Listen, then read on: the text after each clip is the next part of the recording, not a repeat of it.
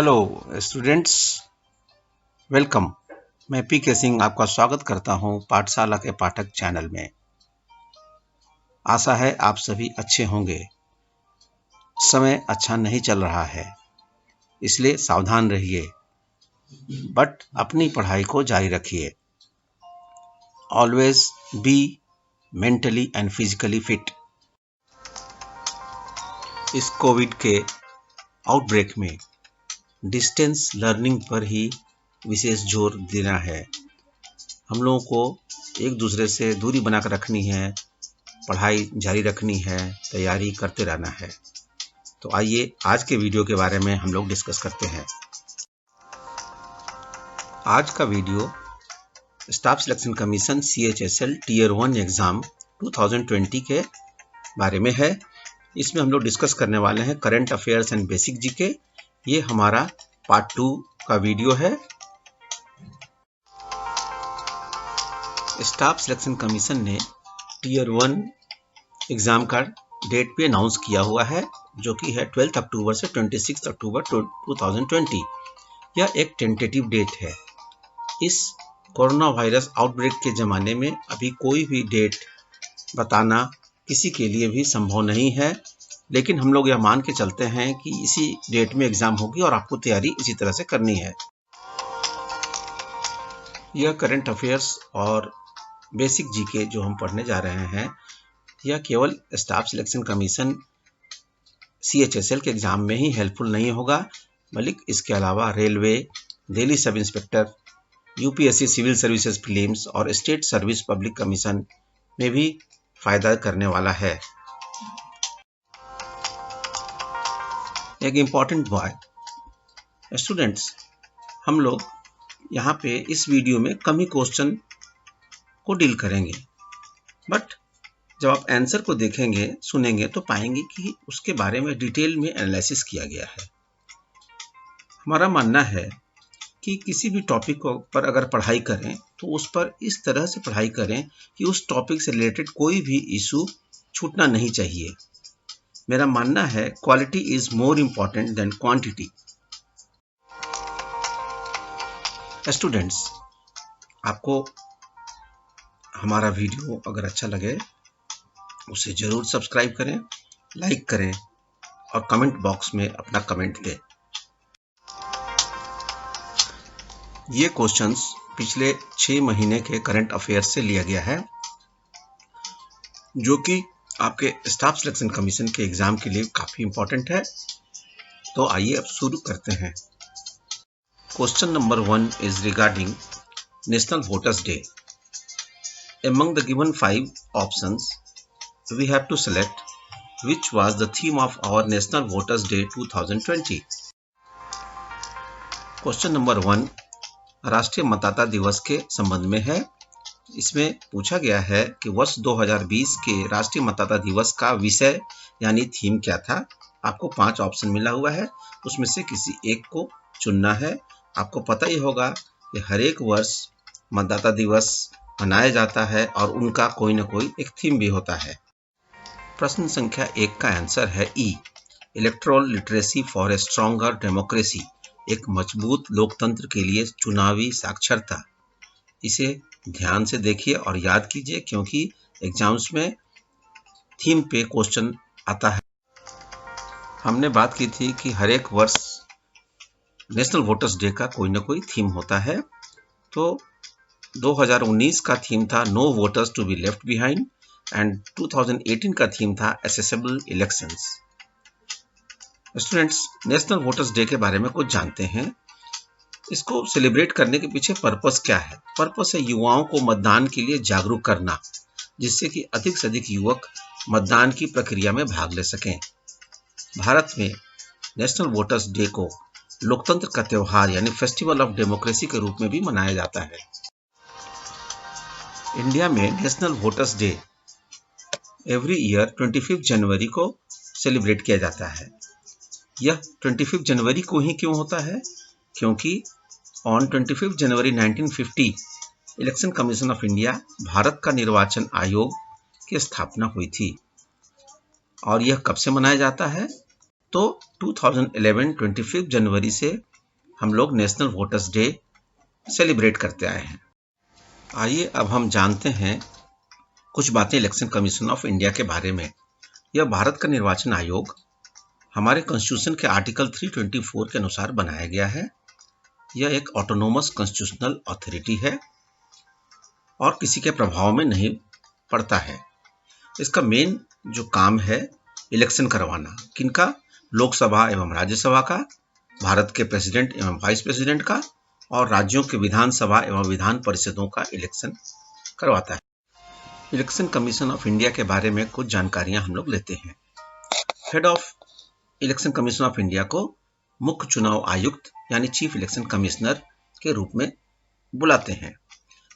इस chief election commissioner का tenure होता है 6 इयर्स या age 65 years, whichever is earlier.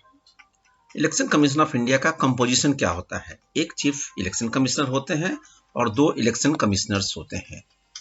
लेकिन वर्ष 1989 तक यह एक सिंगल मेंबर बॉडी था, यानी केवल एक ही इलेक्शन कमिश्नर हुआ करते थे और वही चीफ इलेक्शन कमिश्नर थे। स्टूडेंट्स, आइए जानते हैं कुछ चीफ इलेक्शन कमिश्नर्स के बारे में। इंडिया के फर्स्ट चीफ इलेक्शन कमिश्नर थे मिस्टर सुकुमार सेन, जिनका कार्यकाल था 1950 to 1958।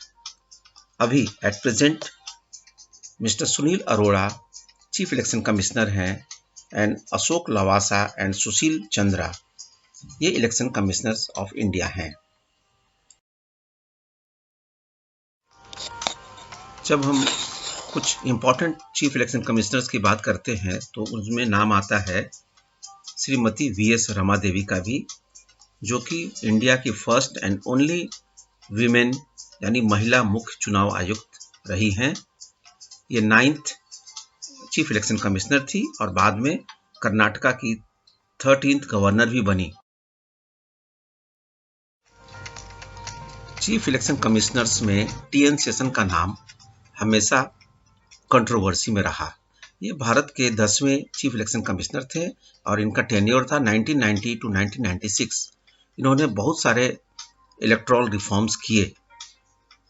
इन्हीं के कारण वोटर्स आईडी, जिसे सेशन कार्ड भी कहते हैं, लागू किया गया और ये हमेशा किसी न किसी विवाद में घिरे रहे। बाद में इन्हें रेमन मैगसेसे अवार्ड भी मिला था। अब हम नेक्स्ट क्वेश्चन की तरफ बढ़ते हैं। Question number 2 is regarding the most important Hindi word of 2019। The question is, which of the following Hindi word has been named as the Oxford Hindi Word of 2019 by Oxford University Press? We have 5 options and we have to select one of them as Oxford Hindi Word of 2019. प्रश्न संख्या 2 में बताना है कि Oxford Hindi शब्द का सम्मान वर्ष 2019 के लिए किस शब्द को ऑक्सफोर्ड यूनिवर्सिटी प्रेस द्वारा दिया गया। 5 ऑप्शंस में मिले हुए हैं। इन शब्दों को ध्यान से देखना है और बताना है कि कौन सा शब्द 2019 में सबसे अधिक महत्वपूर्ण रहा। प्रश्न संख्या 2 का आंसर है ए, संविधान। यह शब्द इंग्लिश कॉन्स्टिट्यूशन वर्ड का हिंदी ट्रांसलेशन है। ये वर्ड को वर्ड ऑफ द ईयर घोषित किया गया जनवरी 2020 में ऑक्सफोर्ड यूनिवर्सिटी प्रेस के द्वारा। संविधान यानी कॉन्स्टिट्यूशन, इस शब्द का अगस्त 2019 से काफी प्रचार एवं प्रसार हुआ, क्योंकि भारत सरकार ने हमारे कॉन्स्टिट्यूशन के आर्टिकल 370 एवं आर्टिकल 35A का खंडन यानी निराकरण किया और उसके बाद से यह वर्ड संविधान यानी कॉन्स्टिट्यूशन पूरे भारतवर्ष में डिबेट और डिस्कशन में रहा। इसलिए यह शब्द पूरे 2019 में काफी इम्पोर्टेंट रहा। आइए अब जानते हैं हम लोग कुछ ऑक्सफोर्ड यूनिवर्सिटी प्रेस के बारे में। ऑक्सफोर्ड यूनिवर्सिटी प्रेस दुनिया का सबसे बड़ा यूनिवर्सिटी प्रेस है। इसकी स्थापना 1586 में हुई थी और इसका हेडक्वार्टर्स है ऑक्सफोर्ड, इंग्लैंड में। इसके अनेक सारे पब्लिकेशन होते हैं, लेकिन जो सबसे फेमस है वो है Oxford English dictionary. Oxford English dictionary को भारत में भी काफ़ी सम्मान मिलता है। यह डिक्शनरी पूरे वर्ष में 4 बार अपडेट्स पब्लिश करता है और इन अपडेट्स में ये दूसरे भाषाओं से लिए गए शब्दों को अपने डिक्शनरी में सम्मिलित करता है। तो हिंदी के भी अनेक शब्द ऑक्सफोर्ड यूनिवर्सिटी प्रेस के द्वारा ऑक्सफोर्ड इंग्लिश डिक्शनरी में लाए जाते हैं। हाल ही में लाए गए कुछ शब्द हैं जुगाड़, दादागिरी, अच्छा, बापू, सूर्य नमस्कार इत्यादि। हम लोग बात कर रहे थे Hindi word of the year के बारे में। तो ऑक्सफोर्ड इंग्लिश डिक्शनरी ने पहली बार वर्ष 2017 के Hindi word of the year की घोषणा जनवरी 2018 में की। 2017 में Hindi word of the year था आधार। उसी तरह 2018 के लिए Hindi word of the year बना नारी शक्ति। Oxford English dictionary Hindi word of the year के अलावा एक वर्ड या वर्ड ऑफ द ईयर भी अनाउंस करता रहा है और यह 2004 से यह परंपरा चल रही है। यह कुछ ऐसे शब्दों को इंग्लिश से कुछ ऐसे वर्ड्स को ढूंढता है जिसने पिछले 12 महीनों में लोगों का ध्यान अपनी ओर आकर्षित किया है। तो WOTY यानी वर्ड ऑफ द ईयर 2019 के लिए था क्लाइमेट इमरजेंसी, 2018 के लिए टॉक्सिक वर्ड था और 2017 के लिए youth quake word of the year बना था। अब हम लोग बढ़ते हैं नेक्स्ट क्वेश्चन की तरफ। Question number 3 is regarding classical languages in India. Recently, for which of the following language status of classical language is demanded from the center? And we have 5 options and we have to select one of them for which status of classical language has been demanded by the state government. प्रश्न संख्या 3 भारत के शास्त्रीय भाषा के बारे में है। पूछा गया है कि हाल में किस भाषा के लिए केंद्र सरकार से शास्त्रीय भाषा की मान्यता की मांग की गई है, यानी किस स्टेट गवर्नमेंट ने केंद्र सरकार से निम्नलिखित दिए गए भाषाओं में से एक भाषा के लिए शास्त्रीय भाषा की मान्यता की मांग की है। अब इसके आंसर की तरफ हम लोग बढ़ते हैं। प्रश्न संख्या 3 का आंसर है डी यानी मराठी। मराठी भाषा के लिए महाराष्ट्र विधानसभा एवं विधान परिषद ने एक रिजोल्यूशन पास करके केंद्र सरकार से इसकी शास्त्रीय भाषा की मान्यता की मांग की है। यह 27 फरवरी 2020 को किया गया था। शास्त्रीय भाषा की मांग 27 फरवरी को ही की गई थी क्योंकि 27 फरवरी महाराष्ट्र में मराठी भाषा दिवस, मराठी लैंग्वेज डे के रूप में सेलिब्रेट किया जाता है। 27 फरवरी को मराठी पोएट श्री विष्णु वामन शिरवाडकर का बर्थ एनिवर्सरी पड़ता है। श्री शिरवाडकर को ज्ञानपीठ पुरस्कार भी मिला था, इसलिए 27 फरवरी को मराठी भाषा दिवस के रूप में सेलिब्रेट होता है। अब आइए हम जानते हैं क्लासिकल लैंग्वेज यानी शास्त्रीय भाषा के बारे में। किसी भी भाषा को क्लासिकल लैंग्वेज का स्टेटस देती है ministry of culture, government of India. Bharat में क्लासिकल लैंग्वेज यानी शास्त्रीय भाषा का सम्मान उन्हीं को मिलता है जिन भाषाओं में 1500 से 2000 वर्षों पूर्व के ग्रंथों या अभिलेखों का प्रमाण मिलता हो और लिटरेरी ट्रेडिशन ओरिजिनल होना चाहिए। जिस भाषा को क्लासिकल लैंग्वेज के रूप में नोटिफाई कर दिया जाता है उस भाषा को ministry of human resource and development के द्वारा बहुत तरह के बेनिफिट यानी लाभ मिलते हैं। भारत में अभी तक केवल 6 लैंग्वेजेस को क्लासिकल लैंग्वेज यानी शास्त्रीय भाषा का सम्मान मिला है और ये सारी 6 भाषाएं हमारे कॉन्स्टिट्यूशन के 8th शेड्यूल में लिस्टिंग की गई हैं। ये जो 6 भाषाएं हैं वे हैं तमिल, संस्कृत, तेलुगु, कन्नड़, मलयालम और ओडिया। यह प्रश्न भी आता है कि कौन सी भाषा पहली क्लासिकल लैंग्वेज बनी थी, वह है तमिल 2004 में, और जो लेटेस्ट भाषा है जिसे शास्त्रीय भाषा का सम्मान मिला है वह है ओडिया सिंस 2014। हम लोग जब भाषाओं की बात कर रहे हैं तो आइए जानते हैं कि हिंदी का स्टेटस भारत में क्या है। भारत के संविधान के 8th शेड्यूल में अनुसूची में 22 रीजनल लैंग्वेजेस प्रादेशिक भाषाओं को शेड्यूल लैंग्वेज माना गया है, यानी recognised language. Government of India ने डिक्लेयर किया हुआ है कि हिंदी इन देवनागरी स्क्रिप्ट भारत की शासकीय भाषा संघ की यानी यूनियन का ऑफिशियल लैंग्वेज होगा। उसी तरह इंग्लिश इन रोमन स्क्रिप्ट यानी रोमन लिपि में वो लैंग्वेज फॉर कम्युनिकेशन यानी संपर्क और संवाद की भाषा रहेगी। भारत में कोई भी भाषा को राष्ट्रीय भाषा घोषित नहीं किया गया है। There is no national language in India. आइए अब हम बढ़ते हैं नेक्स्ट क्वेश्चन की तरफ। Question number 4 is regarding Mount Everest. On which of the following day international Everest day is observed? You are given 5 options and you have to choose one of them. प्रश्न संख्या 4 mount Everest के बारे में है। हमें 5 options मिला हुआ है। हमें बताना है कि निम्नलिखित में से किस दिन अंतर्राष्ट्रीय एवरेस्ट दिवस मनाया जाता है। ऑप्शंस को ध्यान से देखिए और आंसर को सोच के रखिए।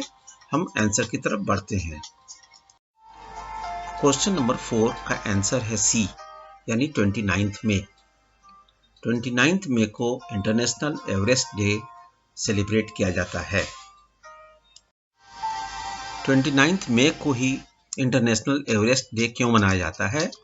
क्योंकि 29 मई 1953 को माउंट एवरेस्ट पे पहली सफल चढ़ाई की गई थी, जो कि सर एडमंड हिलेरी न्यूजीलैंड के द्वारा एवं तेनजिंग नोरगे शेरपा नेपाल के द्वारा की गई थी। इसके पहले भी बहुत सारी कोशिशें की गई थी, बट माउंट एवरेस्ट में पहली सफलता 29 मई 1953 को मिली। 29 मई को इंटरनेशनल एवरेस्ट डे सेलिब्रेट किया जाता है और यह सेलिब्रेशन नेपाल गवर्नमेंट के द्वारा होता है। इसकी शुरुआत 2008 से हुई, जब जनवरी 2008 में सर एडमंड हिलेरी का निधन हो गया, तो उनके सम्मान में नेपाल गवर्नमेंट ने यह सेलिब्रेशन करना शुरू कर दिया। 29 मई को नेपाल और एवरेस्ट के रीजन्स में कार्यक्रमों एवं जुलूसों का आयोजन होता है इस दिवस को यादगार बनाने के लिए। आइए अब कुछ माउंट एवरेस्ट के बारे में जानते हैं। माउंट एवरेस्ट को नेपाली में सागर माथा और तिब्बत में चोमो लुंगमा के नाम से जानते हैं। इस पर्वत का नाम माउंट एवरेस्ट क्यों पड़ा? क्योंकि भारत के जो सर्वेयर जनरल ऑफ इंडिया थे 1830 से 1843 के बीच में सर जॉर्ज एवरेस्ट, उन्होंने ही इस पर्वत की खोज की थी। आपके एग्जामिनेशन पॉइंट ऑफ व्यू से माउंट एवरेस्ट काफ़ी इंपॉर्टेंट है। इसके बारे में कुछ और इंफॉर्मेशन लेते हैं। माउंट एवरेस्ट अर्थ का हाईएस्ट माउंटेन है और इसकी ऊंचाई है 8848 मीटर। और ये कहाँ पे स्थित है? ये नेपाल और तिब्बत के बॉर्डर पर ये स्थित है और हिमालय उपसीमा के महालंगूर सब रेंज में यह पर्वत पड़ता है। अब हम कुछ दूसरे इंपॉर्टेंट माउंटेन्स के बारे में भी जानकारी ले लेते हैं। जो दूसरा है पर्वत वो है माउंट केटू, जिसे हम गॉडविन ऑस्टिन के नाम से भी जानते हैं। यह विश्व का सेकंड हाईएस्ट माउंटेन है। इसकी ऊंचाई है 8611 मीटर। इसका और लोकेटेड है पाक अधिकृत कश्मीर यानी POK, चाइना और पाकिस्तान के बॉर्डर पे। जो थर्ड इंपॉर्टेंट माउंटेन है वो है कंचनजंगा, जो कि भारत का सबसे ऊंचा पर्वत है और वर्ल्ड का थर्ड हाईएस्ट माउंटेन है। इसकी ऊंचाई है 8586 मीटर। ये लोकेटेड है इंडिया और नेपाल के बॉर्डर में इन ग्रेट हिमालय रेंज, जो कि सिक्किम राज्य में पड़ता है। तो स्टूडेंट्स, आपने देखा कि हम लोगों ने केवल 4 ही क्वेश्चन को डिस्कस किया है, बट उनके आंसर को काफ़ी डिटेल में एनालिसिस किया है, जिससे कि इन टॉपिक पे कोई भी इशू बचे नहीं और आपको एग्जाम में इन टॉपिक से संबंधित अगर कोई भी क्वेश्चन आता है तो आप उससे भली भांति सही कर सकें। हम इसी तरह आगे भी आपके लिए कुछ क्वेश्चंस और उनके डिटेल एक्सप्लेनेशन को लेकर आते रहेंगे, जो कि staff selection commission, railway, civil services सभी जगह फायदेमंद होगा। आप सभी को हमारा यह वीडियो देखने के लिए बहुत बहुत धन्यवाद। आप लोगों ने जो प्यार हमें दिया है पिछले वीडियोस में, उसके लिए भी काफ़ी धन्यवाद। अगर यह वीडियो आपको इन्फॉर्मेटिव लगता हो तो इसे ज़रूर शेयर करें, लाइक करें, कमेंट करें और सब्सक्राइब जरूर करें। अगले वीडियो के आने तक stay safe, stay home and always be positive.